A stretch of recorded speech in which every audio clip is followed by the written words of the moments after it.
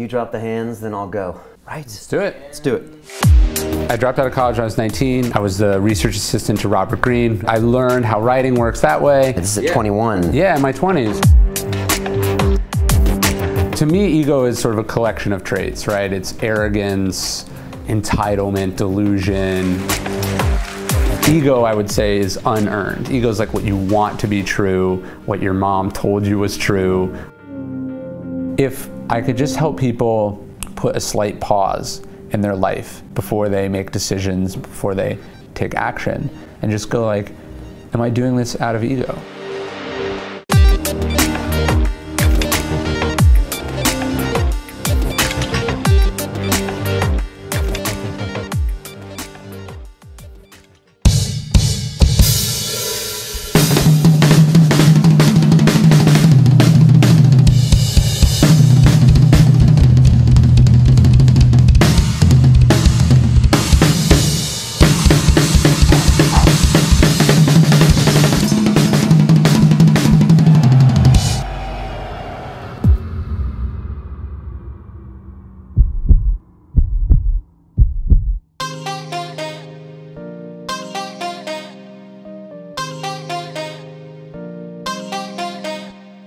Ryan Holiday has lived a pretty incredible life, let's be honest.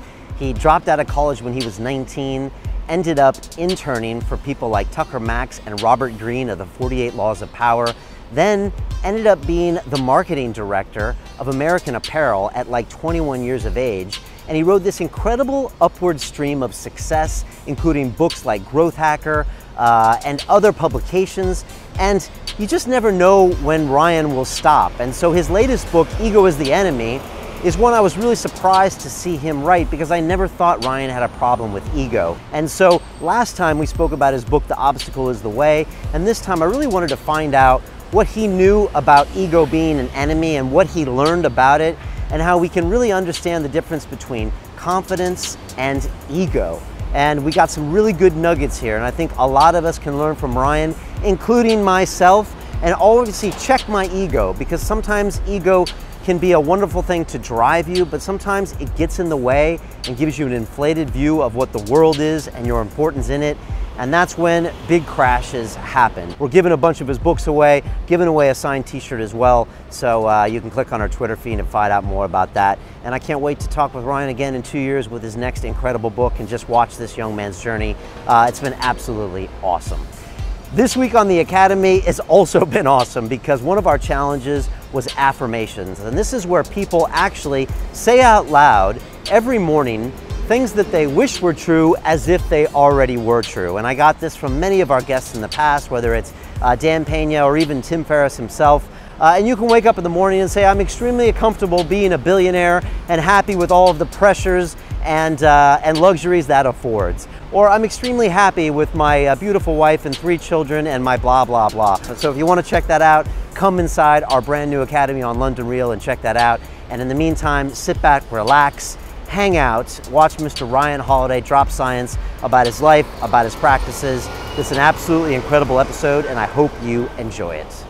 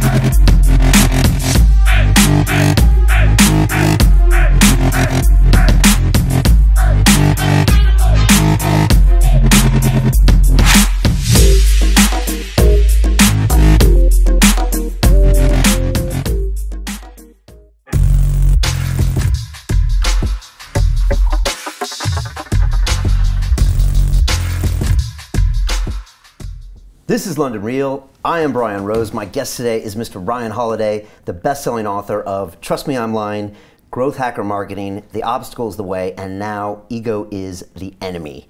You apprenticed under Robert Greene, the author of The 48 Laws of Power, one of our guests many years ago. You advise writers like Tim Ferriss and James Altucher on book launches, and you're the editor-at-large for the New York Observer. You were also the director of marketing at American Apparel, and your strategies in growth hacking and advertising are used as case studies by Twitter, YouTube, and Google. Ryan, welcome back to London Real. Thanks for having me. It's been 2 years. Yeah, except for when we bumped into each other on the street. True, that was like a year ago, right? Yeah. And I was out there filming myself with a camera, and you were like, that's just Brian, probably. Well, it's funny how that works. Like, you could be in the middle of New York City or the middle of London, and you wouldn't think you'd be able to bump into someone you know, but you can. And it was like, boom, right? You were here you're always here to see Google or something. I was speaking at Google. And you do that a lot, right? I did it yesterday. It seems, but it's just a coincidence. Is it? Yeah, I don't know about that. Yeah. You know, 2 years, like a lot has passed. And I'm guessing probably lots of things were happening last time you were here with you in different aspects of your life. But when I saw the title, you know, Ego is the Enemy come out, I was like, okay, that's the last book I would expect from Ryan, because while last time you were here, we went through like your whole history, and I'd love for you to give us a quick synopsis of like late teens to Robert Greene to American Apparel and all that stuff. For a guy that has had kind of this kind of rock star-ish accomplishment life, you never strike me as the guy with an ego problem. Now I know this is what the book is about to kind of define that, but you've always been straight up, cool, very grounded, very down to earth when I met you every single time. So when I first saw the book, I was like, I wonder why he's teaching me about this. Do you get that from a lot of people? Or I get the opposite. People will say like, how dare you write a book about ego? But I think what you said about sort of living a rock star life, I think the worst thing you could possibly do, even if you have an awesome life, is to see yourself that way, right? Like even if you are literally a rock star, the more you sort of catch yourself in the mirror and say like, oh, that guy's awesome, look how great he is, that is the surest way to jeopardize all of that stuff. So look, I don't think I would have never classified myself as some raging egotist, but I think anyone who has ambition, anyone who's trying to do big things, it needs to be wary of ego, and the more you can manage that and the humbler you can be, the easier a time you're going to have dealing with the things that come along with success. Like, I know you did jiu-jitsu for a long time. When you walk into a jiu-jitsu gym, the people who are talking shit the least are the best. You know, like the black belts are the quietest, they're the coolest, they're the nicest, they're the one. You don't have to worry about getting hurt by a black belt. It's actually an insecure person who thinks they have something to prove that's the most dangerous. Yeah, and always the most vicious fighters always have the gentlest handshakes. Yeah, you know, and it's just nothing to prove. They also get a lot of their aggression out. Yeah, it's just the opposite of what you would expect. Well, actually, it's funny, I came to write, the reason I wanted to write a book about ego and why I decided ego is going to be the focus instead of, say, focusing on humility or any other thing, is that I read Sam Sheridan's book, A Fighter's Mind, and he has another one called The Fighter's Heart, and he was talking about how paradoxical it is that the greatest fighters in the world are the most humble, and they're the most obsessed with their craft. Like, because jiu-jitsu or any really hard thing is so hard, it is inherently humbling. And if you make yourself a student of it and you focus on how much is left to learn always, it suppresses whatever that negative ego tendency can be. Yeah, it's a really interesting thing. When we first started the show 5 years ago, all the first guests were jiu-jitsu guys that we had hung out with. I trained for 10 or 12 years. And you know, these guys, the thing is, on the jiu-jitsu mat, you're constantly humbled. You're tapped out all the time, and you have to be the kind of person that comes back for more all the time. And so it really does breed some, I guess, some stoic people now that I think about it. And I try to be like that in everything that I do. Like, to me, jiu-jitsu was interesting because of that. Like, I have that in my personality, but I try to be that way as a writer. I try to be that way as a business person, just as a regular human being, is that you're going to try things all the time. Most of them are not going to work. You're going to get negative feedback. You know, you're going to struggle with stuff. You can't change that, but you can decide you're always going to be the person that's going to come back for more. Right. For people that don't know you, can you give us that quick intro of kind of you from like 18 to say 26. You did a great job in the book. I'm really glad you started the book off talking about you. I'm sure maybe you thought about not doing that. As I remember in Obstacle, there wasn't necessarily a lot of you there. And so when you put yourself in there and you put all of yourself in there, I was like, that really helped me a lot. Was that, first of all, can you give us the bit of it, and then I want to know if you thought that you didn't want to put yourself in there. Also, there's a great 10-minute video on Whiteboard that's out there that talks about your narrative, and it's kind of whiteboarded out. Yeah, I think I read the intro to the book in that video. And funny enough, it was even more powerful than hearing it on Audible when I watched it. And I was like, he is a rock star, God damn it.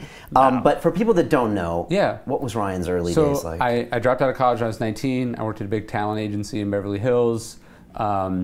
I was the research assistant to Robert Greene, who I know you've had on, and was a hero to me as a writer. I mean, he still is. And so I learned how writing works that way. I became the director of marketing at American Apparel shortly after that through Robert Greene, who was a strategist and a board member there.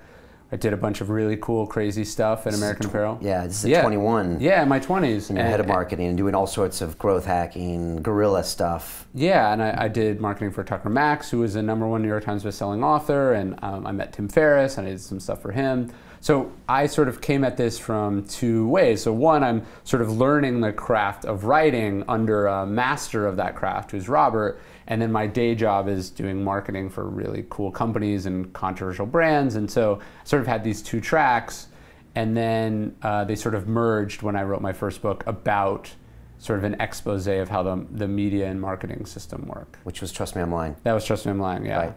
Okay, so, and is there more rock star stuff here? No, I mean, look, you're always simplifying when you tell a story. There's more and less to the story probably, but what you were saying about the intro, like, the word I does not appear in The Obstacle Is the Way. I wanted it to be about other people, and I wanted it to be about timeless historical ideas. And I definitely set out to do that when I was writing, Ego. I didn't want to be in the book. And I thought it might be a little bit egotistical to be in the book. But my idea was that I would be at the end. It would be like, here's the book, and then let me tell you a little bit about myself. And that's how I wrote it. And one of the things, and this is why ego is so toxic, is that if you set out to do some creative project, you have a vision, you have a sense for where it's going to go, you have to be able to listen to feedback from your audience. Not your entire audience, but you have to have people who are okay giving you blunt, honest feedback. And you know, they said, look, this isn't working. Like, we need to know who are you to tell us about ego. And I really didn't want to hear that, and I fought it for a long time, and I tried basically every other option but that. And then we ended up sort of splitting the difference, and we came up with what it is. I mean, the first sentence in the book is, "Who the hell am I to write this book?" And I think it solved the problem that the early readers were responding to, and I think it made for a better book. But if you are so wedded to your vision, obviously you can't sacrifice every principle, but you have to know what's a principle and what's just stubbornness. And ego is really bad at knowing the difference between those two things. Right. Because it's not always just me, self-interest. That ego piece can just make you make an incorrect decision, which could be better even for the book. Right, it's like you're gonna get YouTube comments, and some of them are gonna say like, Ryan's an idiot, like, you know, he's worthless, he should kill himself. You don't listen to those comments, but maybe someone says something about your body language, or they say something like you said something and it was like I said something that was incorrect, or they said, have you thought about doing this? There is usually good feedback in there, and you have to, your ego is gonna wanna reject all of it. You have to be able to be objective enough to see what value can be taken even from really harsh and cruel criticism. Right, and the book is a product of that too. Yeah. When you're writing a book about ego, are you constantly checking yourself even more? And like, how many people have said to you, well, now Ryan, you're writing a book about ego, and being a writer is egotistical, you're smiling. Well, no, it's like, so you write a book about stoicism, which is what The Obstacle Is the Way is, so now I can't complain about anything.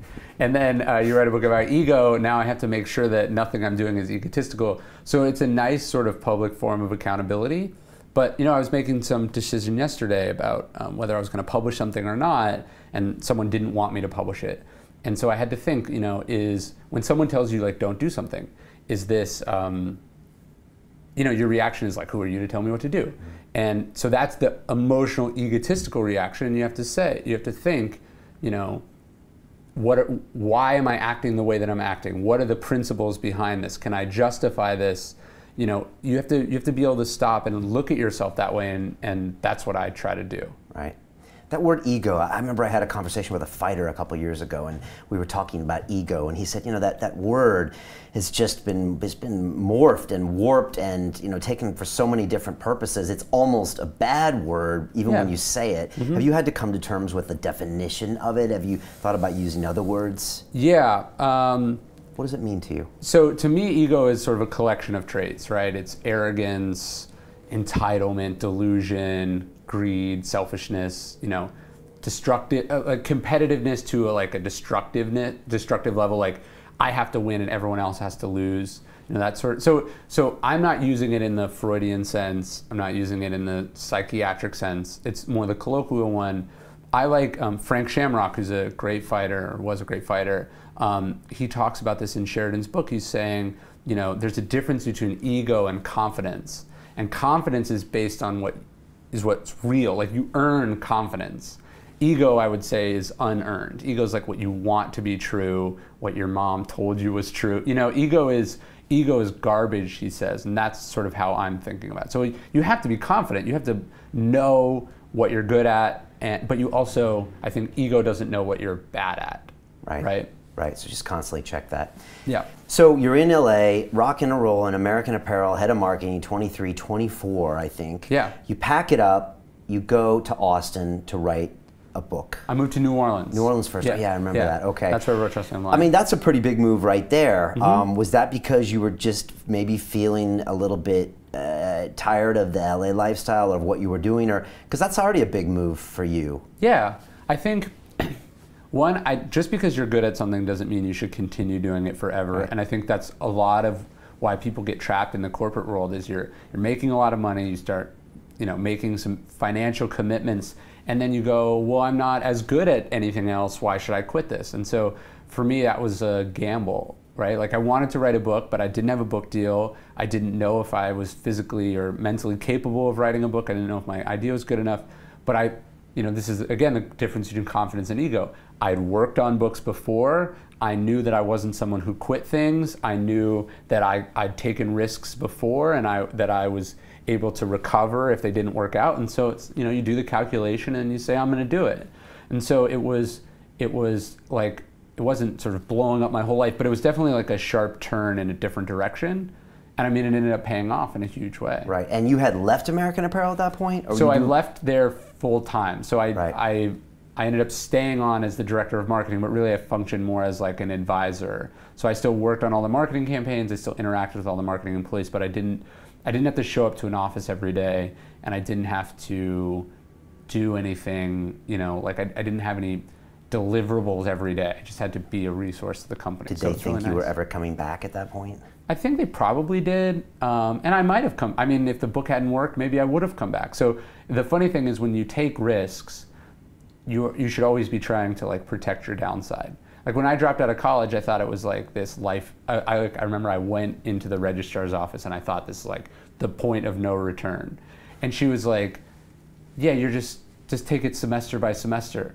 You know, just take a semester off and then see what happens. It's like, oh, all right. So it seems more momentous sort of in retrospect or when you're telling a story about it.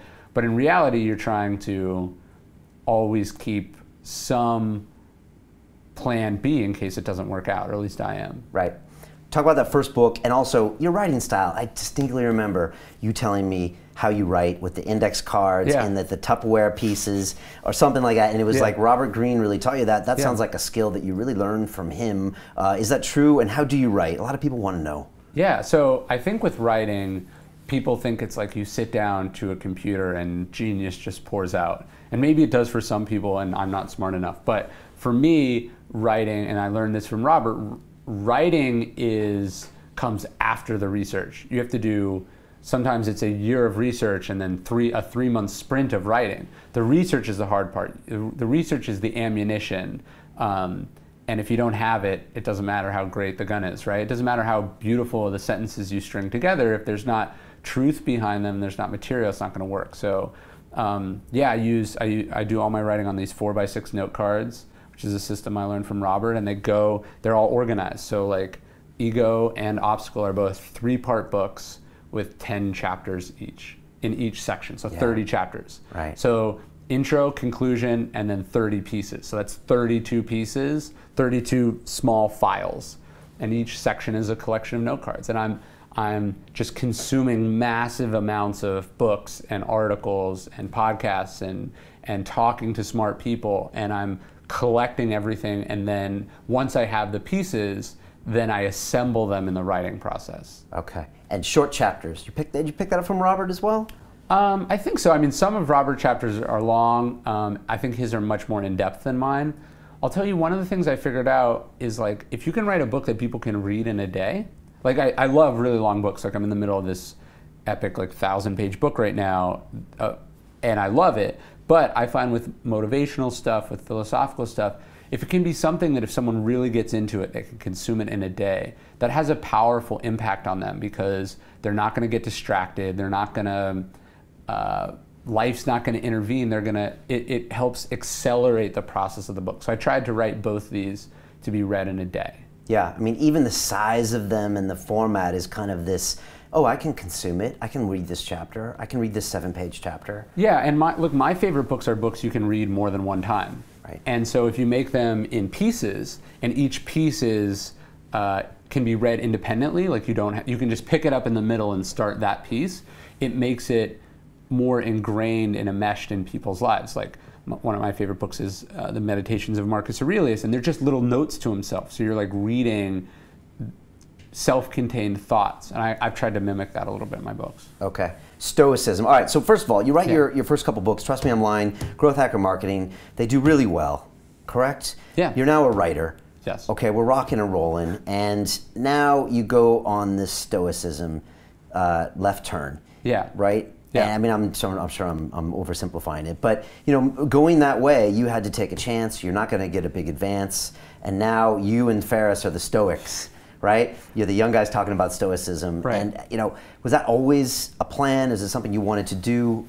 Yeah. So it's funny. I got offered to do. I wrote an article for Tim Ferriss's website in maybe like 2008, maybe 2007, a long time ago, about Stoicism, which I'd always been interested in. And I got an offer to do a book deal from a very small press. They said, hey, we love this idea of Stoicism for entrepreneurs. You want to write a book about it? So I'm like 23 maybe. And when a 22, 23-year-old gets an offer to do a book, you're like, this is amazing. I just hit like the jackpot. And I remember I talked to Robert Greene about it, and he was like, I don't think you should do it. And he was like, I don't think you have the life experiences yet to justify this, and I don't think you're as good enough of a writer, which was obviously very hard to hear, but I'm glad he did. A couple years later, I ended up selling Trust Me, I'm Lying, which was a marketing book, had a much better and wider audience. Marketing books sell for more money, right? So it allowed me to cash in a better way and launch in a better fashion. And then I had this Stoicism book queued up, like I sold that. But Obstacles Away sold for less than half what Trust Me, I'm Lying sold for. So it was a step backwards in some ways, but I knew, and because I'd managed my career this way, like I was able to take that risk as well. Like the standard path would be do another marketing book or become like a marketing, but I knew what I wanted to do, and I'd set myself up that I was able to take that. You always want to, the more sort of financial freedom you cultivate in your life, the less you're going to be dependent on doing things the way you're supposed to do them or the way that other people want you to do them. Right. Jocko Willink, discipline equals freedom. Oh, that's great. There you go. Yeah, in all things, not just if you're physically disciplined, you have more freedom, and then if you're financially disciplined, it's not like you have fuck you money, but you have money that you can say, I don't think I want to do it that way. Right. And the cover of Obstacle and the cover, I think, of it's Trust Me, I'm Lying, couldn't have been different. I mean, one of them, you're smoking a cigarette in a leather jacket looking dodgy, and the other one has got like the leaves, the maple leaves or whatever, like, right? So that's a conscious choice. Yeah, I mean, they come from very different places. Yeah. I'm in one book, and the other book is not about me. And I wanted it to be, I realized that not everyone loves what I said in Trust Me, I'm Lying. And look, I totally get, you might not like me, but I wanted the book to be independent of me. So you can like me, and I think the book is good. You can hate me, and I think begrudgingly you're going to have to admit that the book is good, and that whatever you don't like about me is not in the book. Right. I think that's important. I think sometimes people, out of their own ego, they want credit, they want the attention, they want to be front and center, and that can alienate audiences who are not interested in that. Okay. Now, Obstacle comes out. It was sold, but it didn't go too crazy until it kind of went viral later. Yeah. And some big sports teams and big coaches, NFL people or basketball people, started picking it up. First of all, in the background of all this, you are advising, high-profile authors on big book launches. I know people, I won't mention their names, that have used your services to launch their books. You guys are known as the guys that know how to do these kinds of things. Yeah. How does that, when you try to launch your own book with your own skills, is it trickier? Well, it's nice because I actually listen to myself. Do you know what I mean? Okay. Like when you have a client, let's say even a great client's only going to listen to you 90% of the time, right? What I like about doing my own stuff is I get to prove the theories that I would like to advance on other people's books. So I get to be more experimental. I get to, it's like I control all of it. So I think I can do things that I then can maybe apply to a different person with a bigger platform or a different style of book. So I see some of my own launches that way. Okay. But what's the biggest mistake people make? On books? Yeah, the funny thing is when people launch books, a lot of times they'll have a publisher, and the publisher has a way of doing things that's, kind of sometimes dark ages, like we're going to pick the thing and we're going to do the thing, and then, I'm guessing you might say, all right, it's time to talk to podcasts, it's time to start blogging, it's time to do this. I would say the biggest mistake that people make with books is that they think they write the book, they go off in there, they have like, oh, I'm going to be like Hemingway, I'm going to move to France, I'm going to write this book, and then it's going to be done, and then I'm going to think about how to sell it to people. And really, you have to think about the audience from the beginning. You have to say, who is this for? What do they like? What is the bet? Like, here's what I believe, and here's what I need to express to the world. That's my artistic mission. But what's the best way to do that? Like, how can I make sure that it's actually interesting to people? And so people think that creating and marketing are these totally distinct phases, and really one almost has to come before the other. Right. So it's like they make great, smart people write a book that is inherently not that marketable or sellable, and then they want to add these tricks on after the fact. They think it's a matter of going on shows or doing some crazy stunt. That's at the end of the day, the only reason a book sells is because you read it and you tell your friend or your mom or your dad or your brother or whoever or your employees, you're like, this is good, please read this. Right. And so that's the most essential marketing choice or process, and people don't think about that. So if you get in early with them, you can work with them as they're writing the book or before they start writing. That's what you'd rather do with clients. Yeah. And look, some people get lucky, right? They go off in the cave and they come back with it. Hemingway. But not always. Okay. Yeah, like Hemingway said, sitting down and writing is easy. It's like sitting at a typewriter and bleeding. And the reality is, like, you can look, he was a meticulous editor. He, on A Farewell to Arms, on The Sun Also Rises, I think he rewrote the ending like 50 times because what's the best ending? What's the best way to do this? Yeah. And you have to bring that intensity to the creative process. It's not whatever comes out of your pen is genius. Right, and then this is why short chapters, consumable, the format, you're thinking about all this beforehand, including your intro, your personal story on ego. Okay. Well, look, I'm a nerd, so I would love to talk about this for 600 pages. But that's not the best way to reach people. And so if you're telling me that I have to do it in 218 pages, but I'll reach more people, and then afterwards we can have an in-depth conversation, that's the decision I'm going to make. Okay.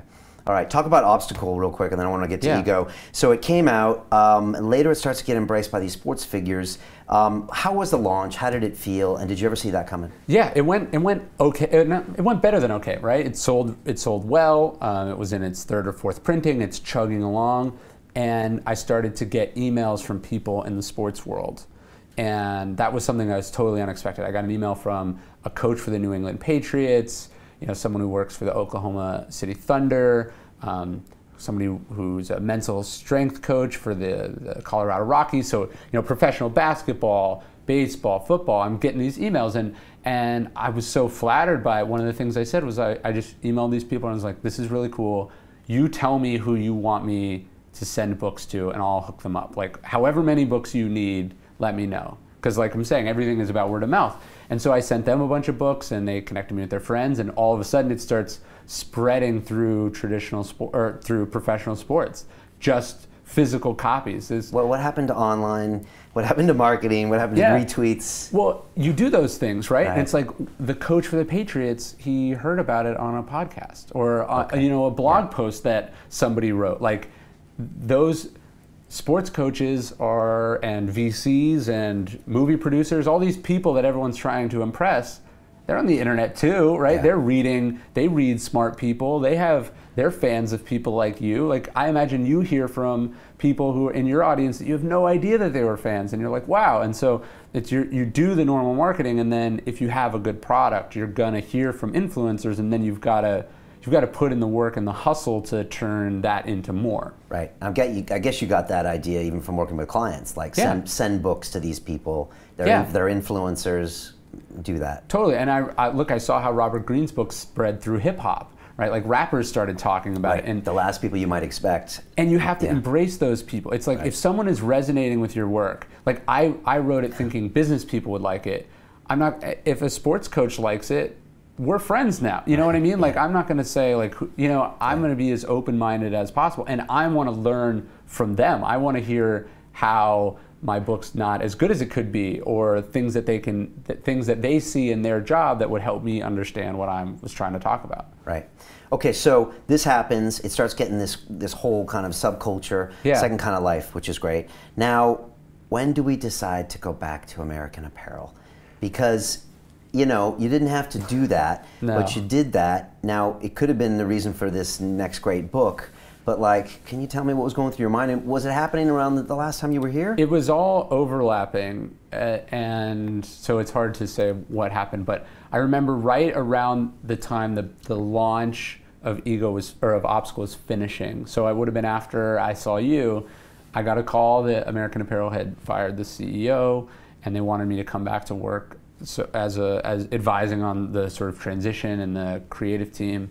And I said, yeah, like I just didn't even think, like I've always been someone that swung at every pitch, and I felt a lot of loyalty to the company. I still do, and I'm glad I swung at the pitch because I learned a lot, and it ended up creating a pain point that led to this book. But the idea of just jumping into chaos was sort of my MO in my life. Really? Yeah. Because you had walked away though, and now you're in Austin, and you got your goats, and you're writing books. Yeah. And I'm guessing you hadn't done work for American Apparel really the last 3 or 4 years? I never had to be, like I always worked and we were always collaborating on stuff, but like, I remember it was a point I was at the factory, and it was like 9 a.m. and I was like, oh, I was at my house at an apartment I was renting, and I was like, oh, I gotta get to the office, it's like 9 a.m.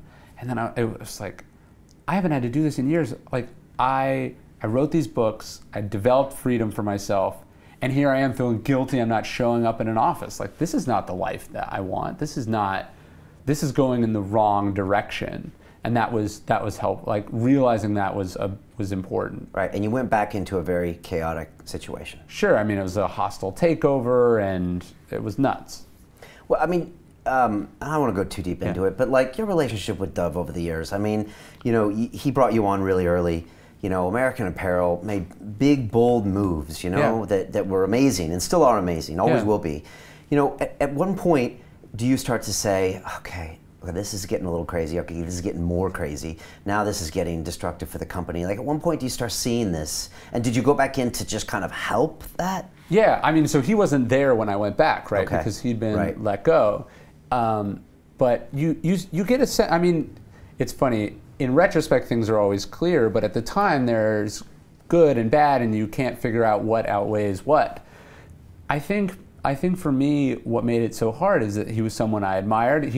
I saw parts of myself in him, and he saw parts of himself in me.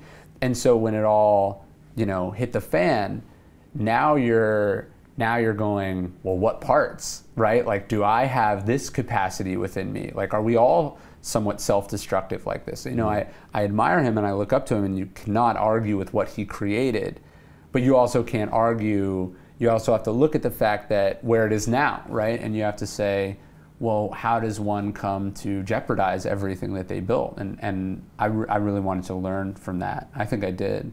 Do you think something that great can be created and not also be kind of destroyed by that same person? Well, sadly it's the saddest but most timeless story of entrepreneurship, is that the person who builds the company is incapable of running it because they're so close to everything. Their identity, it's like their baby. It's not a new CEO comes in and it's a business to him. He might care a great deal about the business and he might think that it's important and has purpose, but it wasn't birthed by him, so he can see it clearly and objectively, and you have to be able to do that. Look, there's people like Mark Zuckerberg who don't have that problem, but some people are more the founder type and others are the running type, and some are both, but you got to know your strengths and weaknesses. Yeah, I find them hand to hand. I mean, I used to roll in New York City with like some of the top traders, you know, in the city, and like at the same time, they would be the ones that like were almost killing themselves on the weekend, partying, like just doing the dumbest stuff possible. And these are guys that were at the top of their game, top of their universities. Obviously, were able to bring it, and this is partially also me doing the same things. And it's just like, what are you doing? But they almost go together, like protein and fat. They kind of go together to a certain extent. That's a great analogy. Yeah, I think ego makes us the first pro side of ego is that it makes us ambitious. It makes us think we can do huge things, and so we do big things, right? But the problem is that we tend to overreach, or there's that the other side of the razor is the dangerous part, right? It's the overreaching. It's the thinking we're God. It's the thinking that everything we do is going to be flawless, you know, and that's where we tend to jeopardize this other thing that we were also responsible for building. Right. Low point for you back at American Apparel, you know, your relationship's getting strained. Yeah. I guess you're probably around a lot of negative energy as well. You absorb dysfunction, you know, or I do at least. And yeah, so it was just, it was sort of that way. It was like, what am I doing? This is not what I want out of my life. I'm being paid handsomely, but it's not making me happy, and it's not what I wanted out of life, you know, and I had to step away. And I'm glad I did. It's like sometimes you realize what's important to you when it's jeopardized, or you have to realize what's not important to you. Like you have to touch the stove, so to speak, get burned, and go, okay, I'm not going to touch that again. Right. Talk to me about working and you and being a workaholic or working a lot. You don't actually strike me as that guy. Again, maybe you have this alter ego than when I meet you, but like you're not the guy that's not present when you're here. You're talking to me, you're looking at me. You don't seem like you're thinking about all the work you got to do. You're definitely not on your phone. You never were. So you don't come across as the guy who's completely obsessed with work. I have fits of that, I think, but for me it's the role it takes on in my life. So it's not, you know, workaholic is not necessarily someone who works 20 hours a day. It's, you know, is the work the most essential thing? And there's this Bertrand Russell quote. He says, like, the first sign of an impending nervous collapse is the belief that your work has become terribly important. And so it's like when you feel like, if I don't do this, the world will end, that is an unhealthy, delusional, egotistical belief. It's like, hey, what you're doing is important, and it's glad you're doing it, but by the way, we're all human, we're gonna die, and none of this matters. You know, like you have to have that you know, yin and yang, and I definitely have gone through phases where I've totally lost sight of that. Yeah, me too, like today. So like around here, you know, it's like, all right, Ryan's coming to, we've had 4 shows this week, right? So yesterday was Professor David Nutt at Imperial College. Tomorrow's Scott Coker, CEO of Bellator Fighting Championships. It's like, Ryan's coming today, everything's gotta be ready, da-da-da-da-da. I walk outside and I was like, oh, it's a sunny day. Right. The rest of the world doesn't care about all of our little problems at London Real. They're doing normal things, or their things. Sometimes it hits me. Yeah, they call it adrenalizing. You become addicted to the adrenaline, and the word, it's not like a drug where, you know, you have to go buy it and then inject it. It's like you can just seek out the adrenaline. You're like, oh, I've got to do this and I got to do that. And I tend to find like if I'm around chaos, it spurs that in me. So, you know, if one thing starts to go wrong in my life, all of a sudden I start meddling with all these other things in my life, and it gets me going. It feels amazing. And then the problem is I start neglecting the things that are actually important. I stop writing, I stop thinking, I stop sleeping. I'm just go, go, go, go. I'm very intense like that. And it's not, if like I'm trying to be a writer and I want to be doing this till I'm 80 years old, that is not a sustainable way of existing. Yeah, I'm guessing you weren't doing a lot of writing when you were handling American Apparel business. No, and it's like I'd already sold this book. It was like I had a deadline. I had to deliver this book, and here I am, you know, cleaning up somebody else's mess, getting paid for it. I consented to it, but you have to know what's important to you, and you have to be able to prioritize properly. And I think ego, when we're in the throes of ego, we try to do everything for everyone, and we think that we're superhuman and that our quality of work, like I'd always said yes to every single thing in my life, like, and I never even stopped doing the things that I had started doing. And I guess I believed, and this is absurd, that I didn't have a limit. There was no, okay, that's my full capacity. And I think around that time in American Apparel, I just crashed into it as hard, going full speed. And because like you look at all the titles, I mean, that was a long intro I gave, because you were still this, you're still the editor at large, you're still running your company. Yeah, so sure, I can take it on, sure. You know, and I mean, even now I do that, where it's like, oh, you want me to do this thing in October? Sure. And then it's like, oh, I'll figure it out when we get to October. And really it's like when you have a family, or you have a business, or you have a passion of yours, you're giving time away that you already promised to other people. And I think that's what's so bad about it. Right.